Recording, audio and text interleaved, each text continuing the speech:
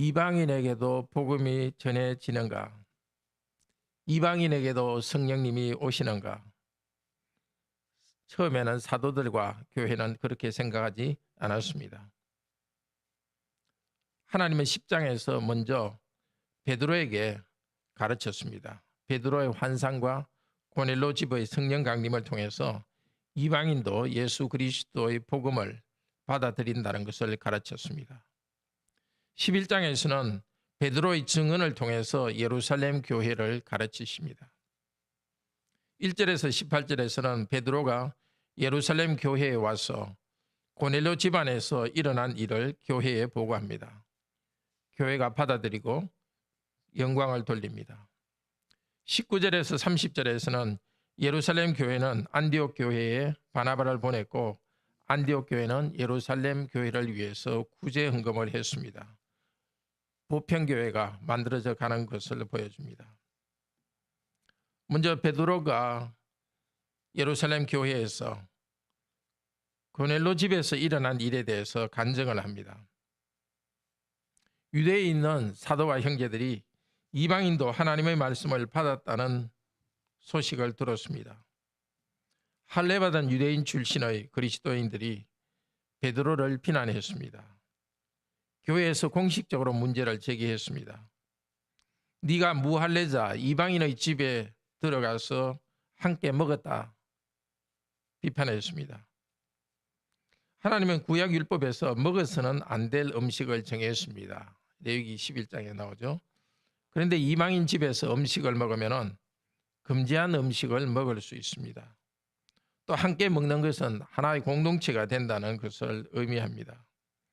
그래서 유대인은 이방인과 섞이지 않으려고 유대인들은 하나님의 거룩한 백성으로서 거룩을 유지하기 위해서 이방인들과 식사를 하지 않습니다. 자, 그런데 베드로가 이방인과 식사했다는 이야기를 듣고서 예루살렘 교회에서는 베드로를 비판합니다. 그때 베드로는 화를 내지 않습니다. 4절에 보면 차례대로 설명했습니다. 꼼꼼하게 설명했습니다.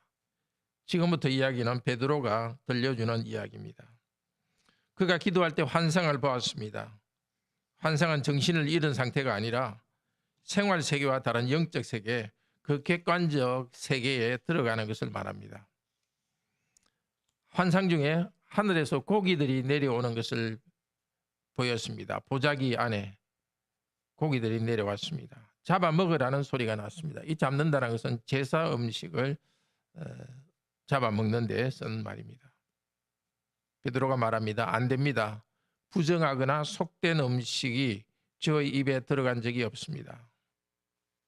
그러니까 하늘에서 소리가 나기를 하나님이 깨끗하게 하신 것을 내가 속되다고 하지 말라.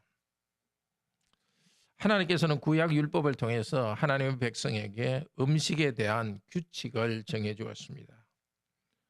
부정한 고기, 그것은 보통 먹어서는 안 될 고기입니다.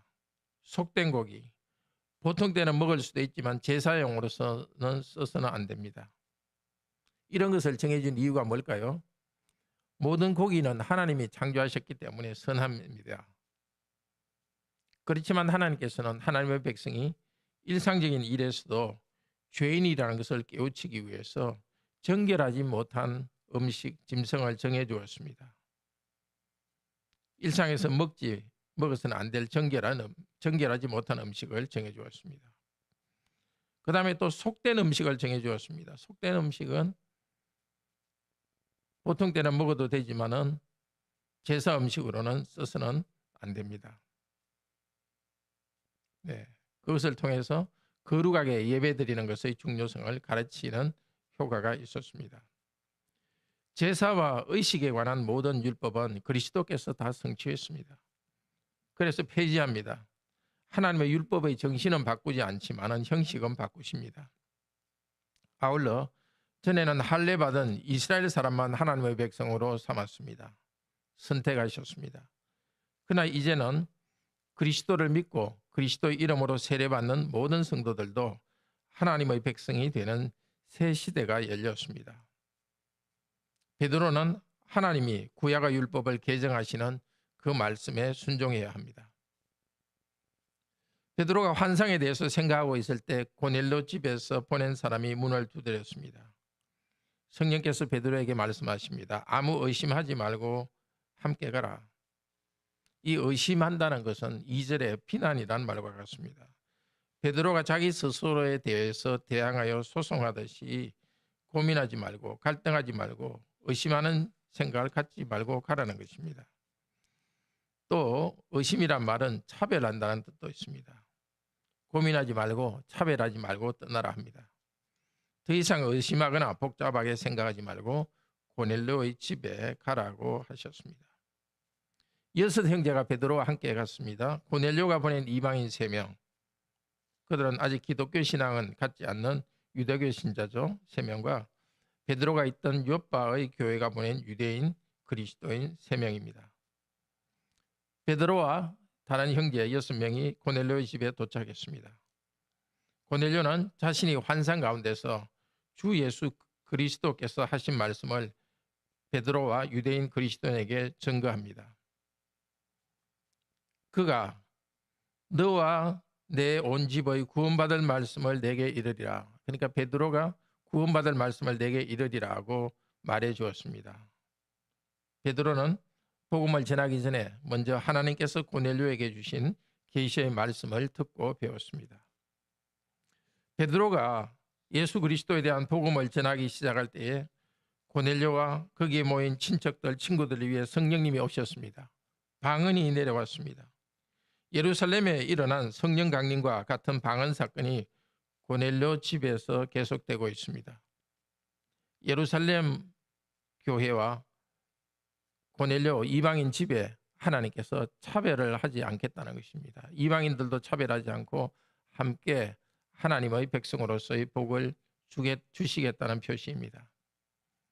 우리 시대는 방언을 특별한 표적으로 사용하는 것은 사라졌습니다. 사도 시대가 끝나면서 사라졌습니다.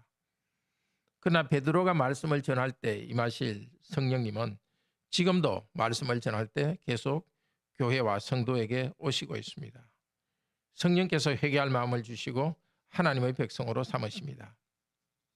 베드로는 예루살렘 사도들과 유대인 제자들에게 하나님이 하신 일을 증거하는 것을, 간증하는 것을 마쳤습니다. 그리고 변호합니다. 17절에 내가 누구에게 하나님을 능히 맡겠느냐. 듣고 있던 성도들은 잠잠하게 되었습니다. 하나님이 하신 큰 일을 증거할 때 성도들은 고요히 받아들입니다. 겸손히 순종하는 태도를 가집니다. 그렇게 해서 예루살렘 교회가 이제 이방인 교회도 하나님께서 세우신다는 것을 받아들이게 되었습니다. 이 위대한 시대가 열렸고 여기 있는 이방인인 우리 대한민국에 있는 우리들도 하나님의 구원의 은혜를 누리고 있습니다. 두 번째로 19절부터 끝까지는 교회가 이방인 지역에서 이방인에게 확장되는 것을 보여줍니다. 스데반의 순교와 함께 큰 환난이 일어났습니다. 그래서 사도들을 제외한 대부분의 성도가 다른 곳으로 흩어졌습니다.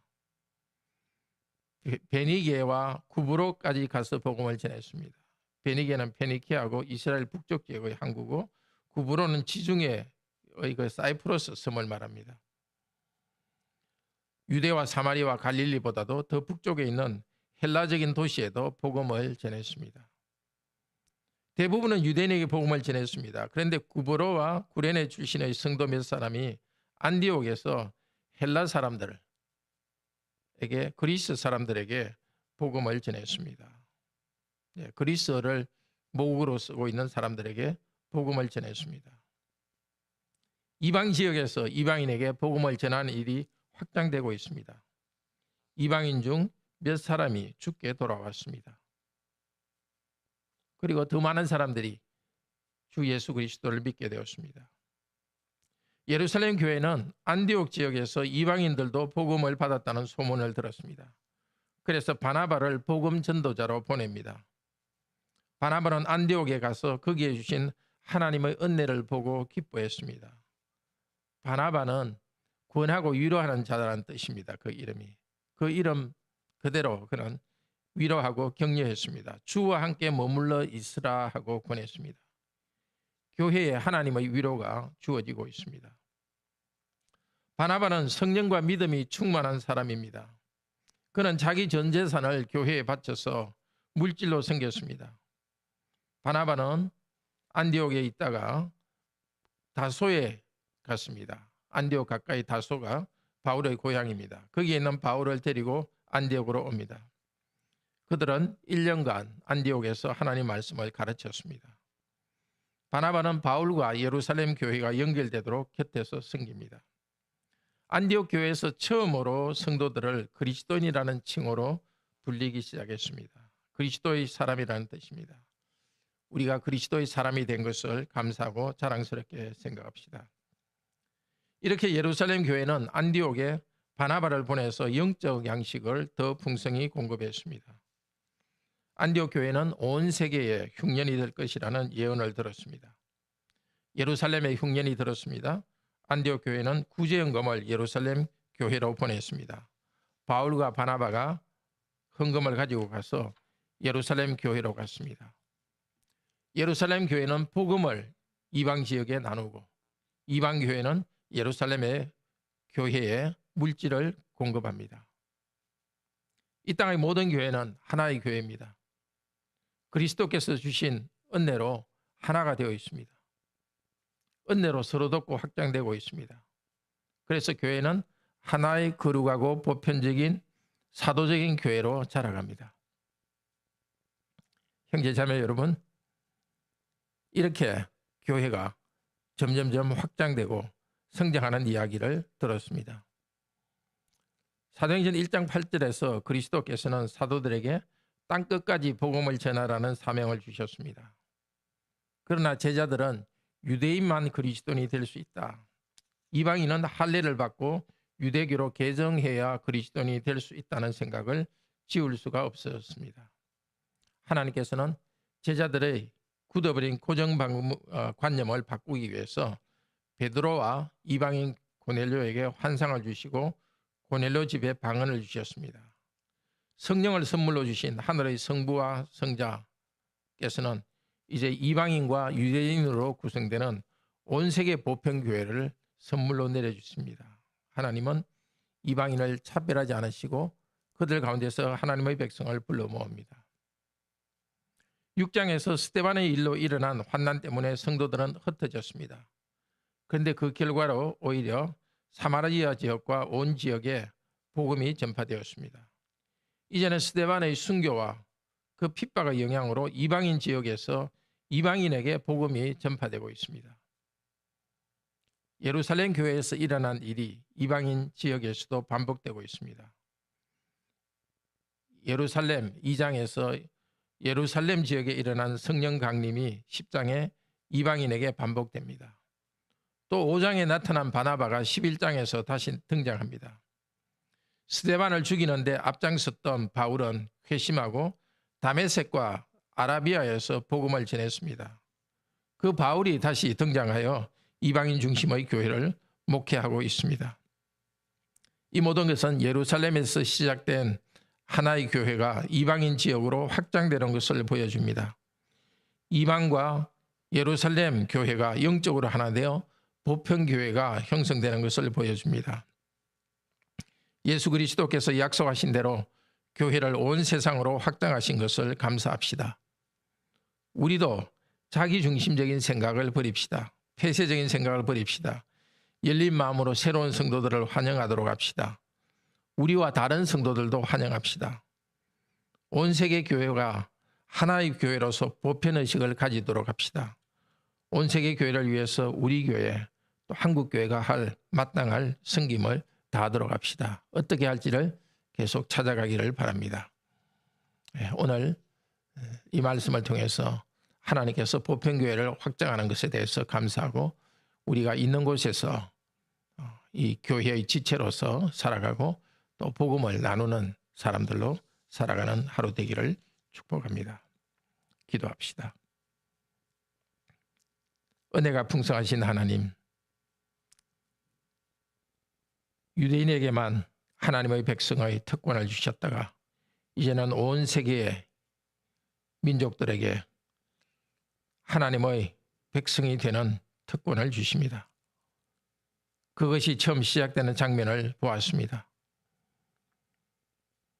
이방인 지역에 가서 복음을 전하고 또 이방인 지역에 교회가 설립되고 이방인 교회 안디옥 교회가 첫 번째 안디옥 교회가 예루살렘 교회를 물질로 도우면서 피차 영적인 것과 물질적인 것을 돕는 하나의 교회가 형성되어 가는 것을 보고 감사드립니다.